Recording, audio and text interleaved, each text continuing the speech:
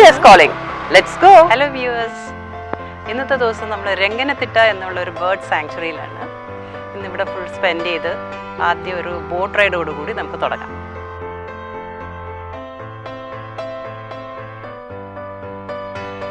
ബോട്ടിൽ കയറി ഏതാണ്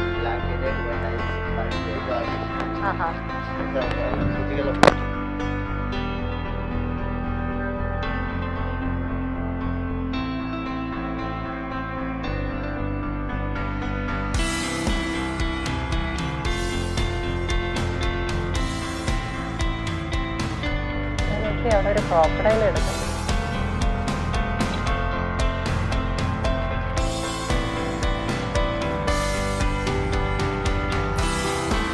വെള്ളത്തിലുള്ള ക്രോക്കഡൈൽ.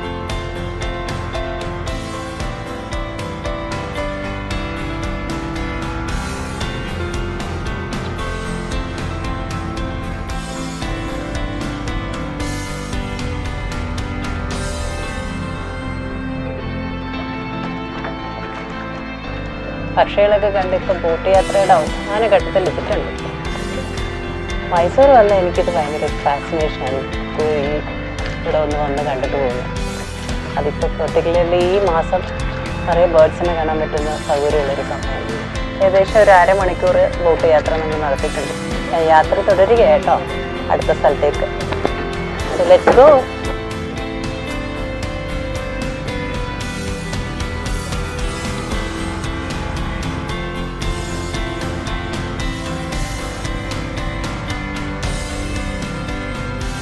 എൻ്റെ കയ്യിലിരിക്കുന്ന സാധനം എന്താണെന്നറിയോ? ഇതിൻ്റെ പേര് മദ്ദൂർ വട. അതിന് പുറകിലൊരു സ്റ്റോറി ഉണ്ട് കേട്ടോ. എന്നുവെച്ചാൽ ഇത് റെയിൽവേ സ്റ്റേഷൻ എന്ന് പറയുന്നത്, മദ്ദൂർ റെയിൽവേ സ്റ്റേഷൻ എന്ന് പറയുന്നത് ഒരു നദിയുടെ കരയിലുള്ളൊരു സ്റ്റേഷനാണ്. ആ സ്റ്റേഷനിൽ മിക്കവാറും ട്രെയിൻസ് പണ്ട് 1970s ഉള്ള ഒരു കാര്യം പറയട്ടെ, അന്ന് ഈ വെള്ളം നിറയ്ക്കാൻ വേണ്ടിയിട്ട് സ്റ്റേഷനിൽ ട്രെയിൻ നിർത്തി വെച്ചിരിക്കും.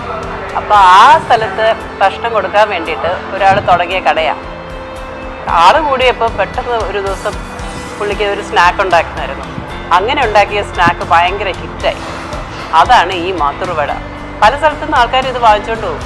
ഇത് കുറേ നാൾ ഇരിക്കുകയും ചെയ്യും. മദർ എന്ന് പറഞ്ഞു കഴിഞ്ഞാൽ മൈസൂരിൻ്റെയും ബാംഗ്ലൂരിൻ്റെ ഇടയിലേക്കുള്ള ഒരു സ്റ്റേഷനാണ്. തന്നെ പട്ടണയിൽ നിന്ന് കുറച്ചും കൂടെ വരണം. ഉപ്പ്, എരിവ് എല്ലാം ഉണ്ട്. ക്രിസ്പി. എത്രയോ കിലോ ഉള്ളി ഇതിന് വേണ്ടി വരും. അതിന് സ്പെഷ്യലായിട്ടുള്ള ഉള്ളിയാണ് വേണ്ടത്. ഇവിടെ പൂനെന്നോ എവിടെ നിന്നോ വരുത്തുന്ന ഉള്ളിയാണ് ഇതിനകത്തുള്ളത്. എന്ന് വെച്ചാൽ അതിനകത്തുള്ള വാട്ടർ കണ്ടൻറ്റാണ് ഇതിനകത്തുള്ള ആ ക്രിസ്പി നേച്ചർ കൊടുക്കുന്നത്. അതുകൊണ്ട് അവരത് അങ്ങനത്തെ സാധനങ്ങളെല്ലാം പ്രത്യേകിച്ച് വരുത്തി ഉണ്ടാക്കുന്നത്. ഇത് ഇവിടെയാണ് ഇതിൻ്റെ ഒറിജിനൽ മാത്തൂർ വട കിട്ടുന്നത്. പിന്നെ ഒരുപാട് ട്രെയിനിൽ പോകുമ്പോൾ പോലും ഇതിൽ മാത്തൂർ വട എന്ന് വിളിച്ച് കൊണ്ടുവരാറുണ്ട്. Supriya is calling. Let's go.